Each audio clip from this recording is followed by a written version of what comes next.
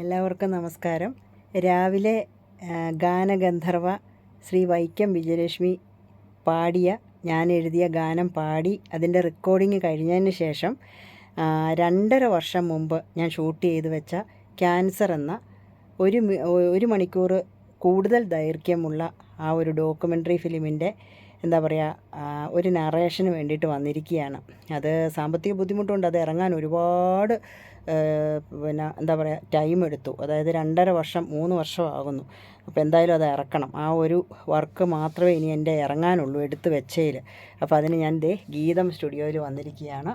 അപ്പോൾ രാവിലെ വെളുപ്പിന് 3 മണിക്ക് എഴുന്നേറ്റാണ് വീട്ടിലെ ജോലിയൊക്കെ കഴിഞ്ഞ് അമ്മയ്ക്ക് ഫുഡ്, മോനും ഹസ്ബൻഡിനും ഫുഡൊക്കെ കൊടുത്ത് അവരുടെ കാര്യമൊക്കെ നോക്കിയതിന് ശേഷം ഞാൻ കുറച്ച് ദൂരെയായിരുന്നു വിജയലക്ഷ്മി മാഡത്തിൻ്റെ ആ റെക്കോർഡിങ്. അത് കഴിഞ്ഞിട്ട് ഞാനിവിടെ ഗീതം സ്റ്റുഡിയോയിൽ വന്നിരിക്കുകയാണ്. വീട്ടിൽ പോയിട്ട് ചോറുണ്ട്, അമ്മയ്ക്ക് ചോറൊക്കെ വിളമ്പിക്കൊടുത്ത് മോനും ഹസ്ബൻഡിനും ചോറൊക്കെ വിളമ്പിക്കൊടുത്തിട്ട് വന്നിരിക്കുകയാണ്. അപ്പോൾ ഇത് നറേഷൻ എന്ന് പറഞ്ഞാൽ മറ്റൊരാളെ വിളിച്ച് ചെയ്യിക്കുമ്പോൾ അതിന് ഒരുപാട് നമ്മൾ പൈസ കൊടുക്കേണ്ടി വരും. അപ്പോൾ നമുക്ക് ചെയ്യാൻ പറ്റുന്നതൊക്കെ നമ്മൾ ചെയ്യുക എന്നുള്ളതാണ്. അപ്പോൾ ഇത് കഴിഞ്ഞിട്ട് വേണം ഇനി ഒന്ന് പോയി കിടന്ന് റെസ്റ്റ് എടുക്കാൻ. അപ്പോൾ എല്ലാവരും പ്രാർത്ഥിക്കണം.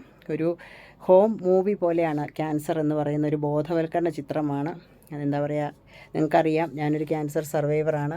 കീമോ, റേഡിയേഷൻ, അതിൻ്റെ അനന്തരഫലങ്ങൾ അത് ഓർക്കാതിരിക്കാൻ വേണ്ടിയാണ് ഞാൻ ഓടി നടന്ന് ഈ വർക്ക് ചെയ്യുന്നത്. ഇപ്പോൾ തലമുടിയൊക്കെ ഇത്ര വന്നതേ ഉള്ളൂ.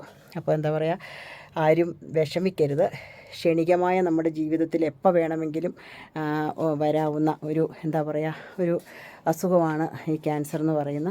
ശുഭാപ്തി വിശ്വാസത്തോടെ വിധിക്ക് മുന്നിൽ തോറ്റു കൊടുക്കരുത് എന്നുള്ള ആ ചിന്തയോടുകൂടി കൃത്യമായ മരുന്നും അതുപോലെ തന്നെ കൃത്യമായ പ്രാർത്ഥനയും കൃത്യമായ ജീവിത ശൈലികളുമൊക്കെ ചെയ്തുകൊണ്ട് നമ്മളെ ചികിത്സിക്കുന്ന ഡോക്ടറുടെ ആ ഒരു ചികിത്സയിൽ പൂർണ്ണമായി വിശ്വസിച്ച് നമ്മൾ ജീവിതം മുന്നോട്ട് കൊണ്ടുപോവുക.